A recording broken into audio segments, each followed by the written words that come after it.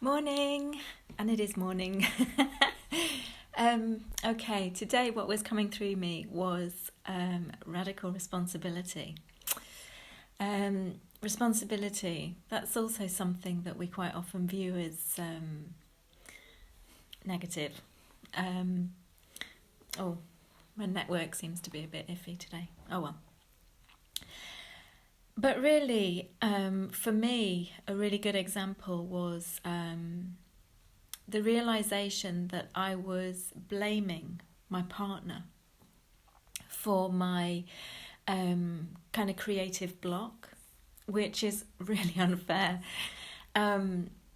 Basically, because I live at my partner's house, and my partner likes to keep everything very tidy, and he's a very neat person, which is great. I'm slightly more on the kind of like organised chaos front, but we work well together. I don't feel that I could let my freak completely fly in my creative process, because I'm constantly worried that I'll make a mess, and kind of having to set things up to do the work and then put it all away at the end of the day, kind of thing. For me personally, stifles my creative flow. I'm somebody who wants to kind of dip in and out. But I realised that I'd actually been blaming my partner. Oh, it's cutting off again. There we go. I've been blaming my partner for me not even making a start on doing any painting or anything, and that was really unfair. And I had to realise that I have to take full responsibility for my creative block, for my inaction, or my not taking any action on the inspiration when it flows through me. And what that's led to is me actually looking for a space for me to be able to work from in my own way, to be completely free and to do my thing. And it's brilliant, and I feel really excited about it.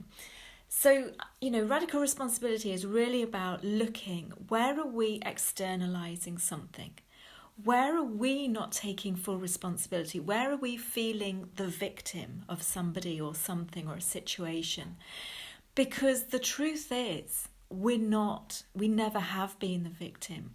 We make choices all the time. We make choices about everything. We make choices whether to take action or to not take action, to allow something to happen, to not allow something to happen.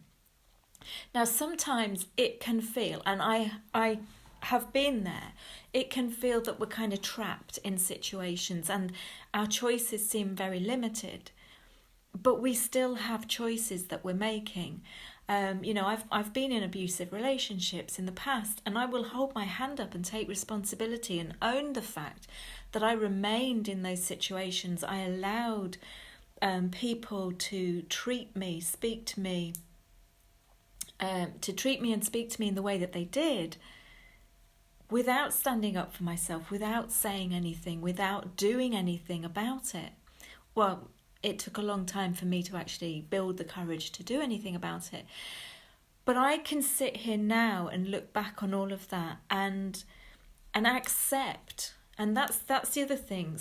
Radical responsibility goes hand in hand with radical self-acceptance.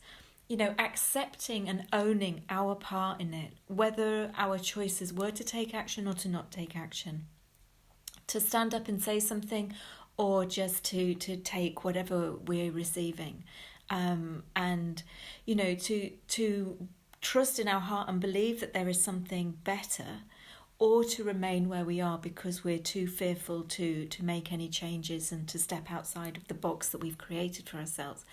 It goes hand in hand, because I fully accepted and owned all of the choices that I'd made throughout my life. And fair enough, when I was a child I had very limited choices, but in owning and accepting my part in every interaction, in every situation, in every relationship, without judgment, with absolute love and honour, and without judgment or blame or guilt or shame, it frees an aspect of yourself inside yourself. You release any trapped energy attached to the emotion behind those situations that we've all suppressed.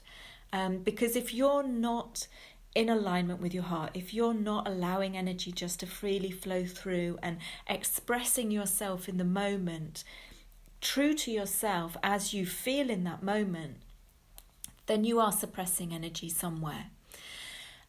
So radical responsibility really does go hand in hand with self-acceptance. But it's also something that we do. Hi, Paula. It's also something that we do with love for ourselves. We do it without judgment. We don't regard it as good or bad, right or wrong. We just completely... Oh, it's recording again. God, the internet's poo today. We just completely accept where we were in that moment. And the other important thing is that awareness is the key. If we're aware of something, then we can look at it openly and honestly. But quite often we blind ourselves to all the things that we don't want to see about ourselves.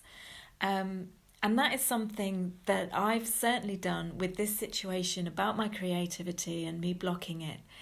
But actually, in owning the fact that I've been the one that's blocking my creativity, I can then explore that even further with love, remembering that whatever the reason is, whatever bizarre and misguided belief was behind our actions, we get to choose into what we attach to, what we agree with, whether or not it's in alignment, whether or not it feels right for us. And if you do catch yourself and in that moment you take that responsibility, you accept your part in the situation, the best way that I've found to do it with love is by saying, well, of course I've behaved in that way. Of course I've behaved in that way because that's how I've been taught my whole life to behave. By my family, and no judgment or blame there either. By society, by the culture that I've been born into. We basically came into the world and were sponges. And we just soaked everything up that was around us. But it's when you start opening your eyes, your internal eye, when you start actually feeling into what's my truth, and not just automatically accepting, oh God, this internet connection really, and not just automatically accepting that which you've been taught or shown how to be. That's when, we're able to make those choices. Is this in alignment with me, how I am now, in this now moment, or not? And then, taking that responsibility, we're then able to make decisions that may be different, very, very different to the way that we've been. And really embrace that process, because it is a wonderful, wonderful process to go through. Especially when we allow ourselves to release all the emotional attachment to, what we've done in the past, why we did or didn't do things. And just allow ourselves to be in this moment, making those choices each and every individual moment that we have. Okay, so that is what I'm going to leave you with today, because the internet connection is completely crazy and it keeps cutting out. I hope this video makes sense, because I know the last time when it cut out there were bits of words that were missing, but hey ho. Everything is perfect and in perfect timing, so have a great day, much love. I'm off to go and visit a studio that's possibly for rent, so that I can have my own special little playroom, so I can be as messy as I like, leave my stuff out and allow my creative flow to go where it wants to go. See you later. Bye.